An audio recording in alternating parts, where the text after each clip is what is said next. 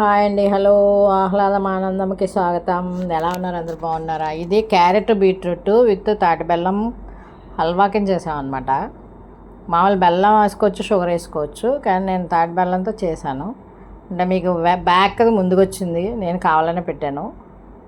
అదే లాస్ట్లో ముందు పెట్టాను. అది ఏంటో అనేది మీకు ముందు తెలుస్తుంది కదా.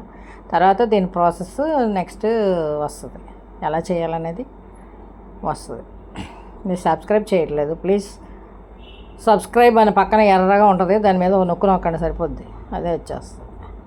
అయిపోయింది. అది క్యారెట్ బీట్రూట్ చెక్కీలు తీసేసి దాన్ని శుభ్రంగా తురుముకుని, ఇక తురుగుతుంది.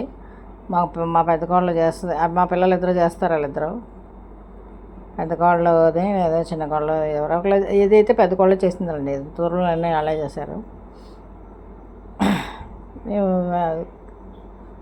జీడిపప్పు కిస్మిస్లు వేయిస్తుంది.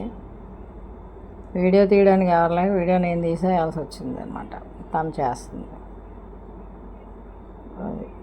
ఇందులో నాకు వాయిస్ క్లియర్గా ఉంటుందా లేదా అనేది నాకు కొంచెం చెప్పండి, కామెంట్ చేసి.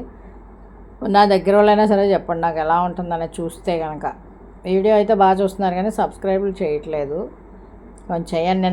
నిన్న మొన్న చేశారు, వాళ్ళకి చాలా చాలా థ్యాంక్స్. అది నేను ఎవరో తెలియకపోయినా బాగానే ఎంకరేజ్ చేస్తున్నారు. ఇలాగ ఎంకరేజ్ చేశారంటే నేను ఇందులో కోట్లు లక్షలు సంపాదించేది ఏం లేకపోయినా ఒక మానసిక ఆనందం అనమాట. అది ఇవ్వండి నాకు చాలు.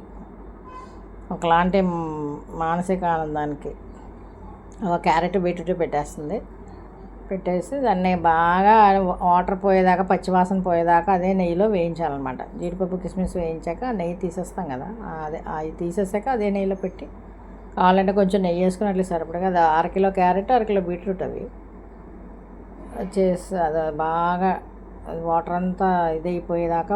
దీంట్లో పాలు కానీ నీళ్ళు కానీ ఏమి పోయక్కర్లా, అలాగా అదే నెయ్యిలో అలా మగ్గనిచ్చేసి బాగా వేయించాక తాటి బెల్లం ముక్కలు పెట్టేయడమే.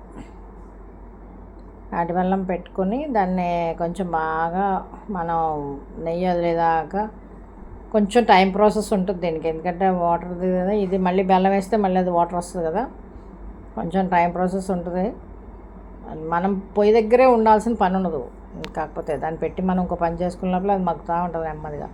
అది వేస్తాను తాటి బెల్లం వేసినప్పుడు నేను తీయలేదు, అందుకని మీకు మళ్ళీ దాన్ని ఎలా ఉంటుందో చూపిస్తాను. మీకు తెలిసే ఉండొచ్చు, ఇది కాస్ట్లీ అంట. ఇప్పుడు మా నాన్నగారు వచ్చినప్పుడు తెస్తారు దీన్ని. నాకు కేజీ 3,000 ఎంతో చెప్పారు.